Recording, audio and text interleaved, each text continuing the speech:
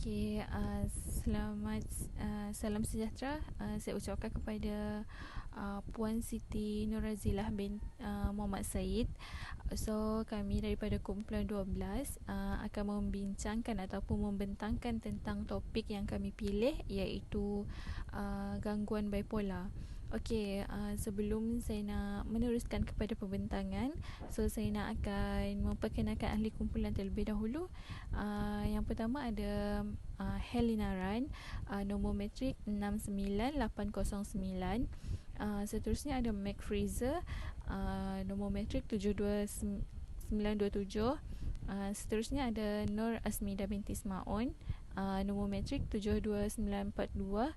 Dan saya sendiri Nur Yakaza binti Safi'i, dan nombor matrik 72947. Okey, so saya akan menerangkan tentang pengenalan kepada gangguan bipolar ni. So okey, gangguan bipolar ataupun juga dikenali sebagai kemurungan manik merupakan gangguan mental yang dicirikan oleh tempoh kemurungan dan tempoh mood yang tidak normal yang berlangsung daripada beberapa hari kepada beberapa minggu.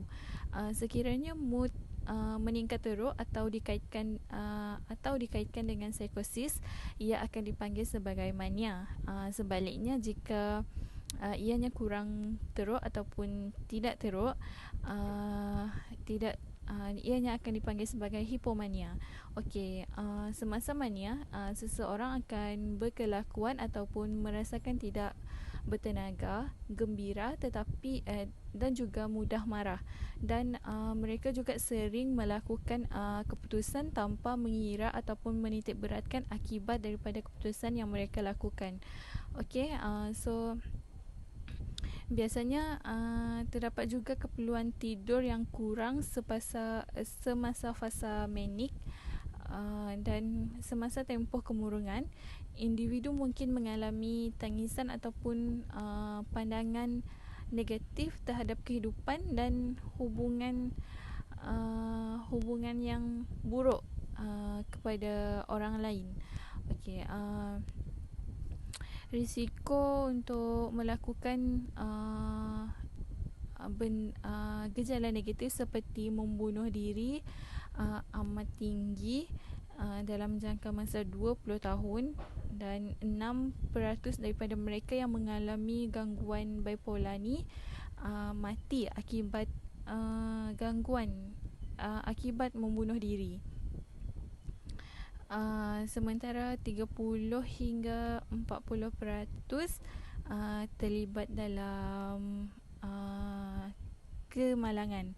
Okey, masalah kesihatan mental yang lain seperti gangguan kecemasan, gangguan penggunaan bahan biasanya dikaitkan dengan gangguan bipolar juga. Okey, so seterusnya ahli saya akan meneruskan pembentangan.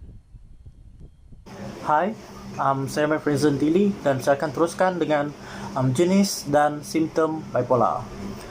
Jenis pertama bipolar adalah bipolar 1. Bipolar 1 ini menerangkan di mana mempunyai tingkah laku yang tidak menentu dengan tempoh naik manik yang berlangsung sekurang-kurangnya seminggu atau sangat teruk sehingga anda memerlukan rawatan perubatan. Terdapat juga tempoh turun yang melampau yang berlangsung sekurang-kurangnya 2 minggu. Jenis kedua adalah bipolar 2. Jenis ini juga mempunyai tahap tinggi dan rendah yang tidak menentu, tetapi tidaklah separa dengan bipolar 1. Jenis ketiga adalah cyclothymic disorder, iaitu jenis ini melibatkan tempoh tingkah laku manik dan kemurungan yang berlangsung sekurang-kurangnya 2 tahun pada seorang dewasa atau 1 tahun pada kanak-kanak dan remaja.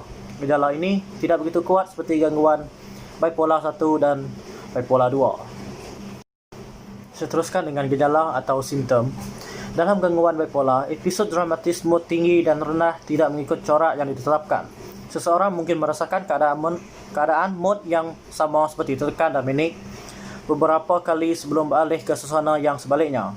Episod ini boleh berlaku dalam jangka masa beberapa minggu, berbulan dan kadang-kala bahkan bertahun-tahun. seberapa parah ia berbeza dari orang ke orang dan juga boleh berubah dari masa ke semasa menjadi lebih teruk lagi.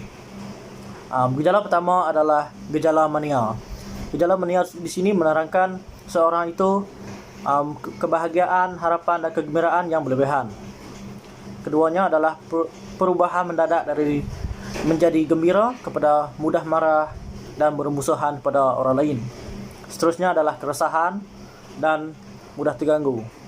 Gejala kedua adalah semasa tempoh kemurungan ataupun bahagian bawah, seseorang dengan gangguan bipolar mungkin mempunyai perasaan seperti kesedihan, kehilangan tenaga, perasaan putus asa ataupun berasa diri tidak berharga, tidak menikmati perkara yang pernah mereka sukai, dan akhir sekali masalah menumpukan perhatian. Baiklah, saya adalah pembentang seterusnya yang akan membentangkan tentang faktor risiko untuk gangguan bipolar. Antara faktor risiko yang menyebabkan gangguan bipolar adalah mengalami tekanan yang sangat teruk. Hal ini memberi risiko tinggi kepada seseorang untuk mengalami gangguan bipolar. Seterusnya adalah kejadian traumatik. Maksudnya di sini adalah kejadian yang menyebabkan seseorang menjadi trauma dapat menghadirkan gangguan bipolar terhadap dirinya. Selain itu, ketagihan minuman beralkohol atau dadah haram. Ketagihan ini dapat menyebabkan seseorang berisiko tinggi untuk mengalami gangguan bipolar. Di samping itu, mempunyai sejarah keluarga terdekat yang mengalami gangguan bipolar. Keadaan ini juga mungkin penyebab seseorang mengalami gangguan bipolar. Penyebab gangguan bipolar lain yang mungkin dapat kita lihat adalah dari segi keadaan otak seseorang. Otak boleh melalui pelbagai perubahan fizikal yang mempengaruhi tahap bahan kimia otak yang disebut neurotransmitter di dalamnya. Pemancar ini adalah bahan yang mempengaruhi mood seseorang. Seterusnya adalah pengaruh persekitaran sosial. Para penyelidik mendapati bahawa berkemungkinan terdapat beberapa faktor sosial yang menyumbang kepada perkembangan gangguan bipolar. Faktor-faktor ini mungkin boleh merangkumi perasaan tertekan mengenai kejadian traumatik pada masa kecil, harga diri yang rendah atau mengalami kerugian yang sangat teruk.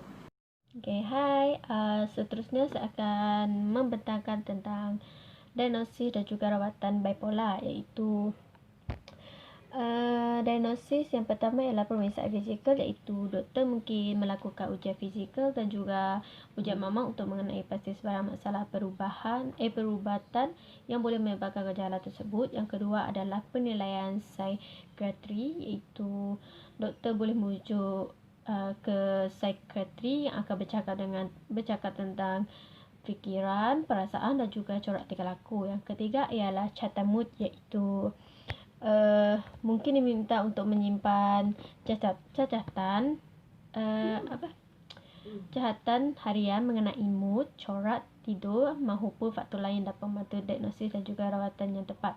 Yang keempat adalah kriteria untuk gangguan bipolar, iaitu psikiatri mungkin membandingkan gejala dengan kriteria gangguan bipolar yang berkaitan dalam manual diagnosis dan juga statistik gangguan mental. Okey, rawatan pula, bagi rawatan terdapat beberapa, iaitu yang pertama ubat seperti penstabil mood seperti carbamazepine. Yang kedua ialah ubat antipsikotik seperti cariprazine. Yang ketiga antidepresan dan juga ubat anti kegelisahan atau ubat tidur seperti ubat penenang seperti benzodiazepine, iaitu. Okey, rawatan yang kedua ialah psikoterapi ataupun terapi bicara seperti terapi irama interpersonal dan sosial, iaitu ISPRT. Yang kedua ialah terapi tingkah laku kognitif, iaitu CBT. Yang ketiga adalah pendidikan psiko. Yang keempat adalah terapi tumpuan keluarga. Terdapat juga pilihan rawatan lain untuk gangguan bipolar tersebut seperti terapi elektrokonvulsif, iaitu ECT. Yang kedua akupuntur. Yang ketiga adalah makanan tambahan.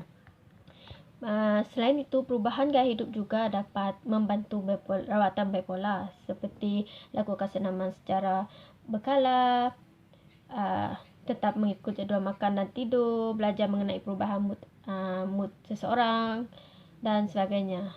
Itu saja daripada saya. Terima kasih.